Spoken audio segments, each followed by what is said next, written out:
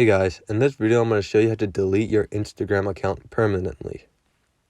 So you might have gotten tired of Instagram, or you have some random reason as why you want to delete some random account.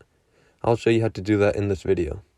First, on Instagram, you're going to want to click on your profile picture in the bottom right corner. Once you click on that, you're going to want to click on the three bars in the top right corner. Once you do that, click on Settings, and then click Account. It should be the third option from the bottom. Now, you're going to want to scroll down until you see Delete Account. Click on that, and you have the option to deactivate your account or delete your account. Deactivating it means just basically deleting it until you log back into it.